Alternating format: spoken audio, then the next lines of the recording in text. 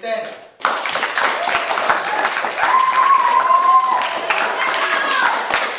Let me have a show of hands. Who participated in the last election, huh? Let me see them. Anybody? Anyone voted? Oh, you lazy son of bitches. But you know what? I did. It was a great experience, you know? It was really crazy. It was one of the most phenomenal experiences of my life. But before we move on to the election, we need a bit of fond farewell to George W. Bush. A man who was so far ahead of his time.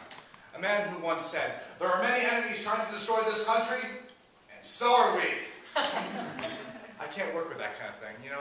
That's why when the election came, I saw two people speaking in like perfect sentences. I'm like, thank you God for perfect sentences. Now I can actually see a president that knows how to speak English.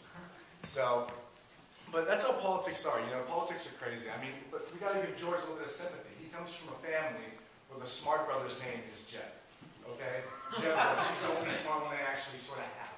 Okay, but politics have always been crazy, especially in California. I mean, let's look at it. California is a 60% Hispanic state being run by an Austrian governor. Even old Nazis are going, that's weird. That's just not right. It just seems odd to me. You know, but I think it's cool. I love the diversity. And if you don't like the diversity, you know, go over to Arizona and see what happens. Thank you, Jimmy. But I love the diversity. It's cool.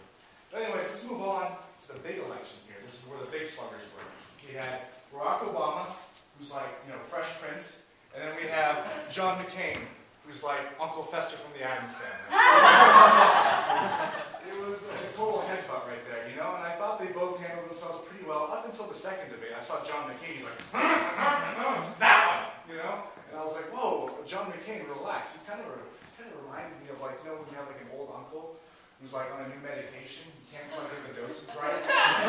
He's like walking around the mall by himself. Ah, where's Joe the plumber? Where's Joe? Where's Joe? Get in the car, Uncle John. Get in the car. Get in the car. I felt really bad for him, but you know, either way, it was a good election. I think the outcome was pretty good. I enjoyed it, but if I can actually have my own choice for president, I would go with my main man, and that guy is Jack Nicholson. Yeah, baby. I love Jack. You know why I love Jack? We never had a sex scandal with Jack because he's done everybody. I had Angelina Jolie, and then afterwards she adopted me.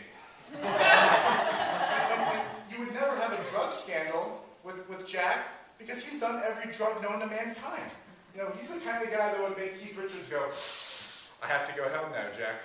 I have to go home. Thank you, Jack. And Amy Winehouse is sitting in the corner going, shit, I'm out of here. Jack's a crazy guy, you know, but I think with the times we live in, you know, the economy being the way it is, we need a tough mother like Jack, you know, and if we need a guy backing him up for a vice presidential pick, I would go with Bono. Hell yeah. You want to go with Bono? He's a peace activist, he's a great guy, he's always out there, he's donated half of his shit to fucking Africa. You know, he's a great guy, I love him, you know, only I wish if I had that money and that power I could do such a thing like he can do. I actually saw him perform one time in Scotland. It was in a little amphitheater.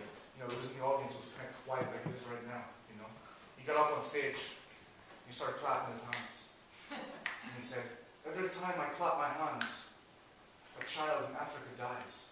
I look back in the Scottish audience and a guy stood up and goes, well then stop clapping your hands!